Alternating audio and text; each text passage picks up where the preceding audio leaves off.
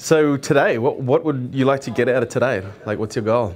So your goal for today is you want to focus on the air compressors for the new tool? Yes, so air compressors would be the line. Yep. And what would you like to get out of today in relation to that? Like, yeah. So I want to get out the beginning of the planning. So I want to know how I'm supposed to plan these 5 years, 10 years. Okay. But the first thing that we need to do, you might want to do it in your own handwriting. Yeah. I will give this to you. I just write like a chicken scratching in the dirt.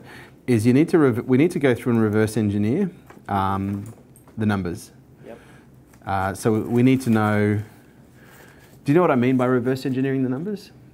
Like from a sell rate. So let's just say, for example, how much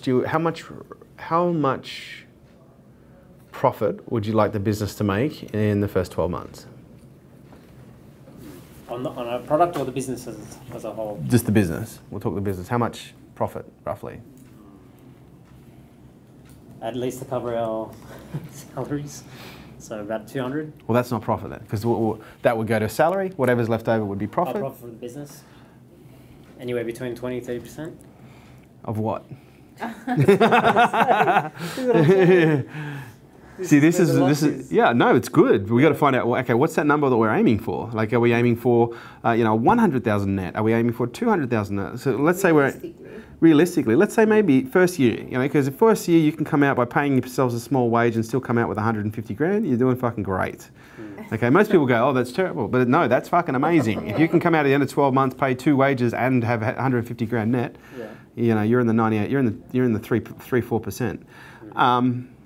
So let's say, okay, we want to earn 150,000. Now what we need to do is we need to know, okay, based on the 50,000 for stock, the 30,000 for warehouse, let's call it 100 grand or 150 grand for 2 people and perhaps, a subby, we're talking, 250,000 in base costs. Okay, now how much product do we need to sell based on these costs to end up with that left in the bank?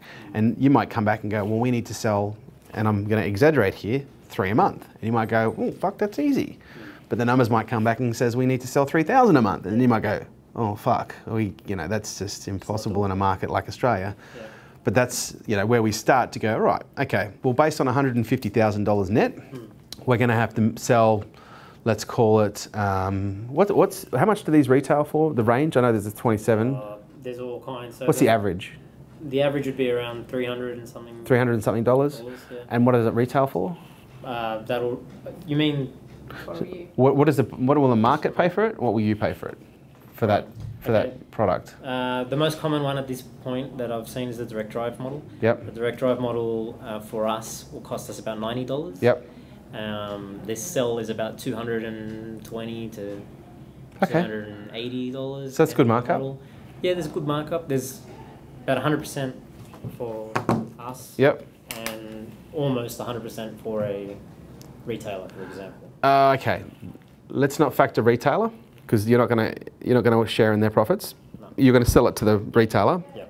What do you buy it for? Yep. What do you sell it to them for? Okay, if I was 90 on that model, I sell for about 160. Okay. 70. It's a little bit less than. Okay, so we're talking what, $70 profit a unit. Yep. Well, let's just call it that. Yep. So we'll go 150,000. This is just, just an example. Yep. Divided by $70. There's the profit. Okay, so just based on that, without factoring in any other costs, that's 2,142 units of that you would have to sell at that margin to have $150,000 left over. That's with no costs. With nothing. Yeah. So we divide that by 12. Okay, that's 178 a month. Divide that by 4. That's 44, almost 45 a week. You divide that by, 5-day week. That's 9 a day. A lot of air compressors to make $150,000. Yeah.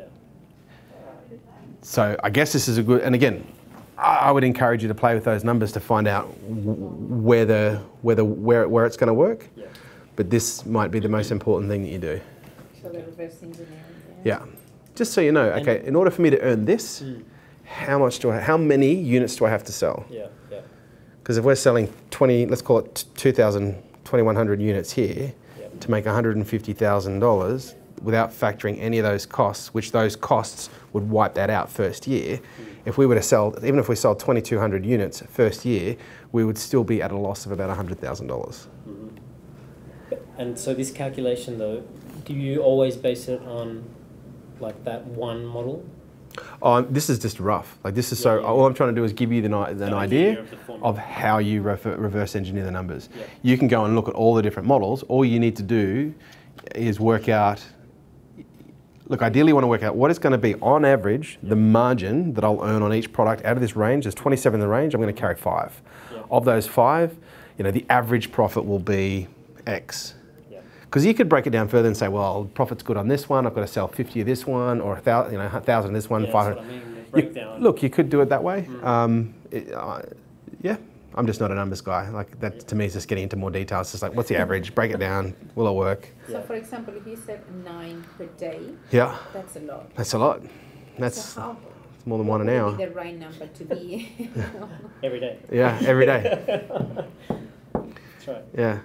So what would be the right. So let's say if we calculated, because that's the price, right? 90 the average. It's one of the cheapest models, but I honestly believe just on basic reverse engineering that you are going to be far better off finding the distributor rather than being the distributor. That's just my advice at the 35-minute mark, because it's not your industry, it's not your space. You have a contact, which is great, which is fantastic, but there's a lot of it's a lot of risk. I guess the question would be, is that, are you willing to invest, let's just call it $150,000 to $200,000 first year just to find out if this is going to work? Yeah, Exactly. no, That's the $1 million question. Whereas you wouldn't have to invest any of that if you just go and find a distributor. You find a distributor, you show them the products, as long as you've got exclusive with your buddy in Hong Kong, so that they can't undercut you. You just go out looking for the distributors. Find the distributors. You find one who wants to take 9 a day off you. Find another one who wants to take 10 a day off you. So that would be my second point of call. Would be market due diligence. And so by market due diligence, I would be looking for market data. So size, volume, value, players. Players on the players side, I'd be looking to look at who are the distributors and who are the retailers. Get to know who your market is, because this is going to be super, super important. Like when you sit down with people, that you can have a conversation with them.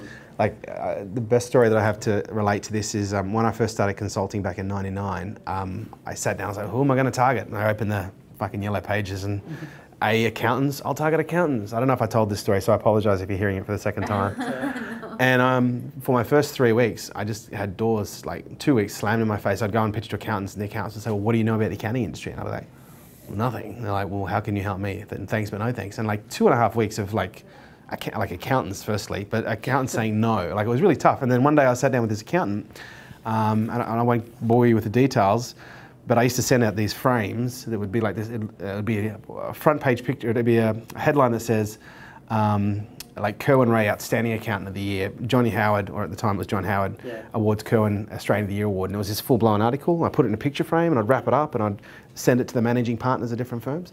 So I was getting lots of appointments, but no one was buying. And so when I sent this out to this guy, he rang and said, oh, this is amazing, come in, I want your help. I came in. Turns out it was this massive fucking accounting firm, 500-person accounting firm, one of the biggest, top 3 in Australia. And I was like, I'm out of my depth. I walked into this boardroom. The boardroom, I shit you not, was at least 4 times the length of this boardroom table. There was 12 guys on one side, all old men in suits, and a fucking chair on the other side with a glass of water. I was like, that must be for me.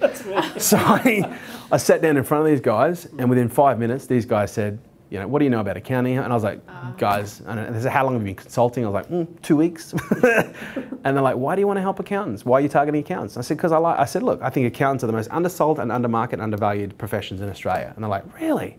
And they said, well, let us help you. And they spent the next 3 hours, they all came around to my side of the table, and they started calling their PAs in, and they sent them out, and they spent 3 hours educating me on the accounting market. Average margins, average revenues, biggest issues, like 3 hours. My very next, I got goosebumps. My very next appointment, I crushed it. I sold. And the next, I think it was the next, like 7 months, I made like $750,000. Wow. Yeah. And it all came down to knowing the market. Yeah. And because I could just sit there and talk their language. I could talk to them and say, look, I know your profit margin is probably sitting around this right now. Even though you didn't like it? Yeah.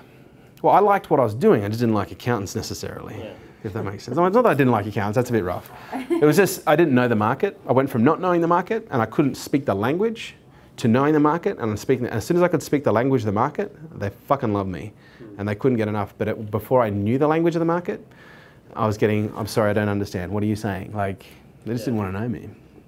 So I think part and parcel is, because here's your worst case scenario is, even if you don't do this, you're going to go through the process of reverse engineering numbers. You're going to go through the process of market due diligence. And if this is not the one, whatever the next idea comes up, you'll be like, right, first thing we need to do is reverse engineer the numbers. Let's do some market due diligence. Because you might, who knows, you might find a distributor, set this up and plug it to another guy, and then you just step away, and it might make you, $50,000 or $150,000 a year just passive, ticking over. And then you can go apply something else. So market due diligence, we need to get that nailed. Because what do you need to do is, you don't need to do something that you already know, or you have an idea. Is that right? It's not so much, keep going. Are you trying to say, is having the idea and matching it with a purpose enough, even if you don't know the industry or you don't know, like... It's always going to be harder to succeed in an industry where you have no experience, if not impossible. Not impossible, but very close to it. The people who, you've probably heard the 10,000 hour rule. Like the 10,000 hour rule is applied to expertise. If you apply yourself to one thing for 10,000 hours, you achieve a status of, expert knowledge. They're now saying it's going to be 20,000 hours. So I personally think it's got everything to do with, I think what you're doing right now is great, but I get the feeling right now that you're searching. And this comes back to our video, searching. Why am I here? Kill me with that, because I'm still... You're famous now. I know. But really, to me, since that day, Kerwin, it's like I'm dying slowly every day. We can't sleep in the same bed anymore. Really? No. But it's like, she doesn't sleep over this stuff. It's like, it's like I dream about it. I'm like, when am I gonna find my purpose? Can you help me? You did this to me. Yeah, I know. So? Well, a purpose is meant to be, you got to seek it to find it. You can't. How? It's not going to happen by dialing a pizza, okay? You can't dial a purpose. I know, I Googled But let me ask you a question. Yeah, how do I find my purpose? And there's a fucking great video on Facebook that pops up. Oh, it's got me. I promise you to go and Google it, because he goes, what are you doing? Like, he's, Neo, like he's like really into like going to the business. I'm gonna, okay, yeah, I support you, but... Here, let me tell you this. You're not going to find your purpose on Google, and you're not going to find your purpose sitting around by saying, what is my purpose? You're going to find your purpose by knowing, not by doing necessarily, but by knowing that you want to find it. And then just being aware, just looking around, like being aware. Because I think for most people, number one, the reason they don't find their purpose is because they're not looking for it. And the second reason is because when they finally realize they need to find their purpose, they're like, well, where is it? It's not here? Okay, I'll stop looking. And they stop looking. Now, I get emails on that video every day. I could probably show you one right now. I'm not kidding. Like every day I get messages about that video from people saying, I've watched the video, how do I find my purpose? And I say every day. So it's not even helping. What do you do? It's your fault, Kerwin. It's all my fault. Yeah. It's got to understand what the role of the purpose is in context. Like a lot of people think it's really hard to lose weight until they lose weight. A lot of people think it's really hard to learn how to speak a second language until they learn how to speak a second language. I think the reason it is so hard to find your purpose is because you've got to look. Yeah, you've got to look. Yeah. And you've got to be unsure. You've got to pick this up and go, is this my purpose? Oh, no, that's not my purpose. And like, is this my purpose? It smells a little bit more like my purpose. When do you know that is your purpose? You know.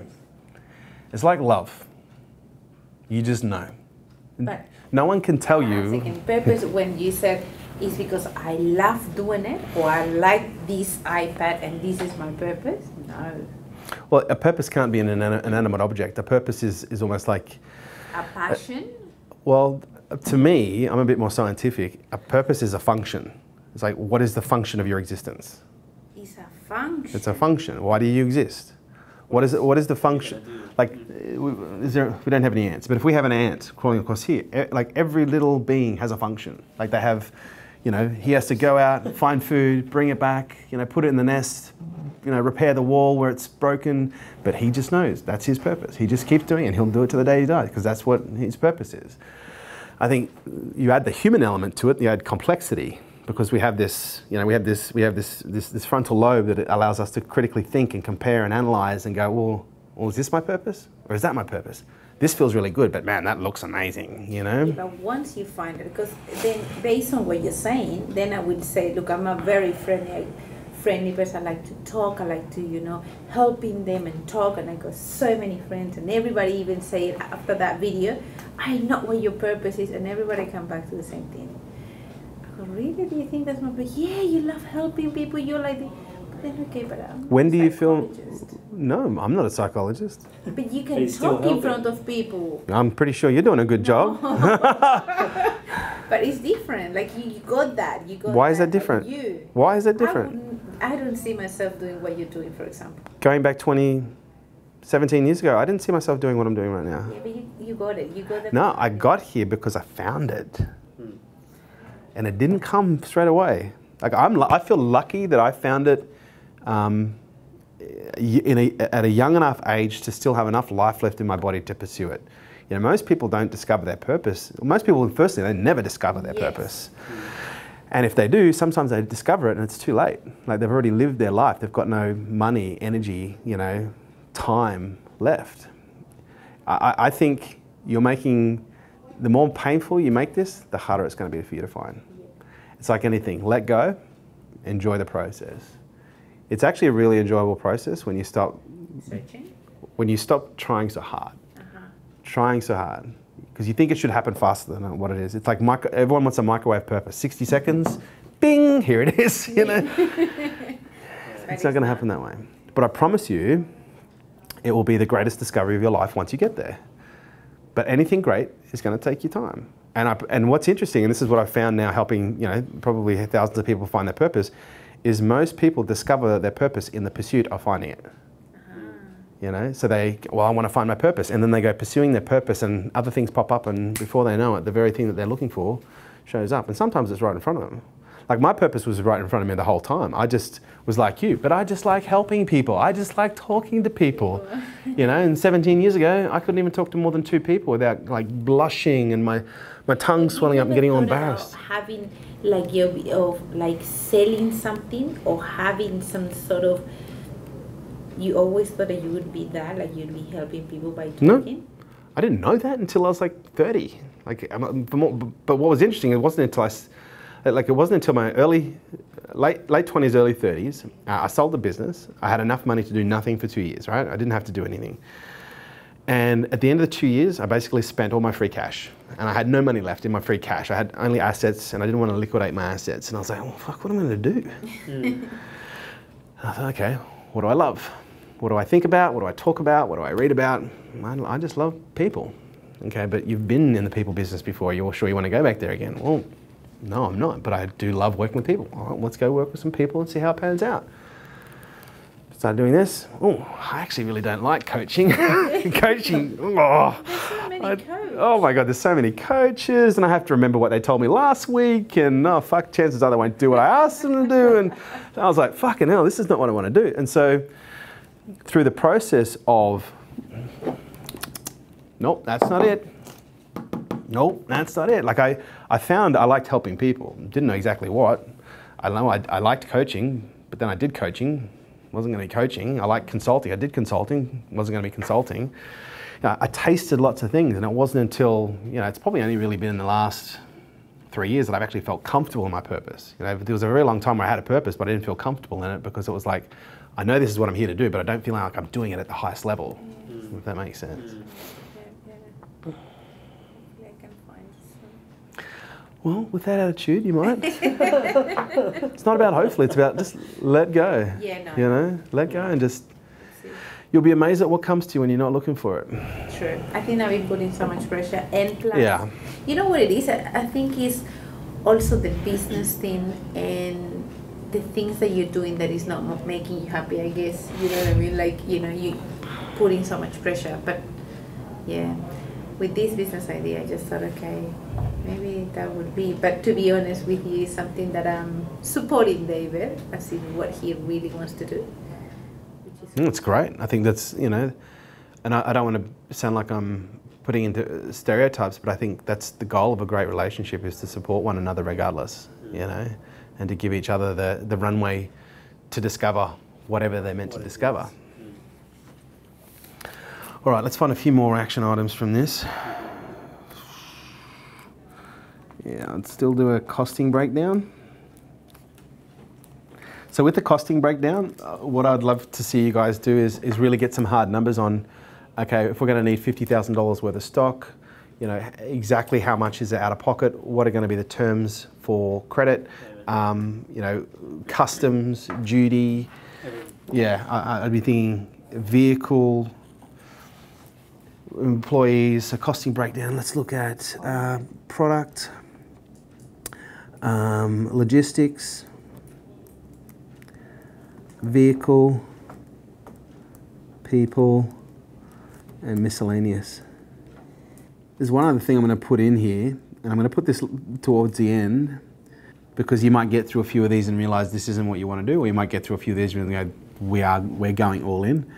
But I want you guys to really identify the target market. And by identify the target market, it's not just a matter of you know, businesses that sell to other consumers, that, you know, really sit down and go, okay, we're looking for people, you know, for businesses in this industry or these industries, okay, in these areas, very specific. The more specific you can, the easier it's going to be when it comes to the distribution and the targeting. So you want to identify your target market. But when I say target market, I would be kind of doing that times two. I'd be identifying your B2B market, and I'd also be identifying your B2C market, because there is going to be both there. Something you might want to do just as a fun exercise is go to your bank and just talk to them about funding. Because it'd just be a great experience for you to go in and go, look, I'm thinking about doing a business, I'm thinking about doing a business loan. What do you need from me in order to, you know, in order to be able to put that through? And you may not apply, but it would just be some good experience for you. I put that last because it's not, you know, you may not necessarily need to do that. What do you mean, like to? Because a lot of people, when it comes to funding, they don't understand funding, and so they often will be paralysed by the thought of doing anything about it. Whereas if people need funding, I always say to people, just go and speak to your bank manager and talk to them about what's required for funding, because it's going to be an educational process. Yeah. They're going to tell you what's involved, but you're also going to find out the good and the bad. Yeah. And you know, with any sort of money, any sort of funding, there's always going to be good and bad. With banks, it's always going to be more bad. No, we got the funds. Okay. Even if you do have the funds, I'd be looking to find a way to offset risk with someone else's funds. Well, just say you could put 150 grand. Let's say you put 250 grand cash in, doesn't work. Okay, you've just lost 250 hard cash. Okay, but let's say you put in, let's say 50 of your own, 200 in funding. And in 12 months, it goes belly up. Okay, you can pay that 200 off on terms. Okay, and you've still got your own cash in the bank. And you don't get kicked out of your home. You don't lose your car. You know, it's relative. You know, if you had like $4 million in the bank cash, then I'd say don't even worry about the bank. Don't even bother. Just go and do it yourself. You'll be fine. You know, if you lose Calculated risk, every time, every time. So yeah, let's reverse engineer the numbers. Let's do the market due diligence, size, volume, size, value, volume, players, distributors, retailers, costing breakdown, products, logistics, vehicles, people. What was that last one? Fucking something. Identify target. Sorry? Identify target market. Yeah. The niche you mentioned. Yeah, just the B2B and B2C. Like really, I'm going to say, I'll give you some terms. Like you really want to create a strong demographic profile. Like a demographic profile is really just, you know, age, size, location, as much data as possible that can be helpful without getting into too much data. But look, I'm sure that if you got through those 3-4 steps, you're going to know probably by step 1 or 2, step 3 maybe, whether or not you're going to do It's viable. Yeah. Yeah. And if it is, Yeah. then what do we do? Start the planning. Let's get through this first, and then let's worry about the planning. Okay. Yeah. One more question. Do you think, from your point of view and from your experience, that we will be right to apply for the K2? I would love to work with you guys. But even though we are just... Yeah. I would that actually startup? I would actually insist, if you guys could afford it, that if you're going to go into whatever you go into as a startup, if you could afford it, I'd say don't beat around the bush, do K2, because it will increase the probability and the chances of your success dramatically. I think that's probably one of the best things about K2 is there's always not someone but multiple people ready to help. Like we had something happen over the weekend. Like there's a family business, one of the clients, and she put a post on a Saturday morning, like 11 a.m, like hashtag support. Hey, I need some help with support. You know, I really need to have a talk to someone. She had 13 phone calls that day from K2 elites. Wow. They very on the ball. On the ball. And yeah. It was necessary though. As entrepreneurs, because like as human beings, like it's what we need as humans. You know, we need connection, we need that support. But as entrepreneurs, it's so, because you know, if you're a human in a job, that's one thing. But if you're a human in a business, like that's so lonely, that's so isolating. So to have something like this, it's humbling. It's really humbling. We like this idea because of what it entails and what it can achieve for us as far as, well, at least for myself, for my purpose. But having said that, you know, if it's not viable, it's not viable. There are a lot of things that you can do to fulfill a purpose, you know? It's just finding the one that fits, that feels the right and best for you. And yeah, and look, and it might take a little bit of time. You know, we've had people in K2 almost through, oh God, I can think of people being in K2 more than 12 months and still don't know their purpose. I know. Yeah. I know, they told me that. So, you know, it happens at different times for different people, you know. But you just, as long as it's all, to me, it's a game of probability. You do the things that increase the probability of the outcomes that you want. And, you know, asking the questions, having that top of mind, like putting yourself into situations like this, you know, it's going to give you what you need. Yeah, it's good. You'll find it. You'll find it. I have no doubt that you'll find it. And when you do, But I don't want to be competing with you. you can. There's no I have trained every single one of my competitors. I have trained all my competitors. Maybe you can come work for me. Who knows? That's right. Oh my God, I've seen that. I got a lot of people, they doing exactly the same thing. And I go, how did I do it? How can he just train these guys that are going to be doing the same thing that you're doing? Yeah, it's hard. It's hard. It is hard. You hold back, you hold back. You don't hold back? Hold back on training. Yeah. On any key things that you Nothing. No, he I can't. can't hold back. My psychology doesn't work that way. Like, Yeah. I'm one of these people that I deliberately do not go out for coffees and lunch and dinners with my competitors. Because they'll sit there and ask me and I'll fucking tell them everything. Yeah. So it's just easier. It's easier for me to say, no, I can't go to dinner because I'm going to tell you everything. Like, I just can't help it. I just like to help. It's in my DNA. That's good, but yeah, I don't know, I would find it. You will. I have no doubt in my mind at all that you will find it. And I think this is a great exercise in looking. Make sure you come. I'll come say goodbye before you go. All right, no worries. All right, good to see you. Likewise. Thanks, Leslie. Thank you so much.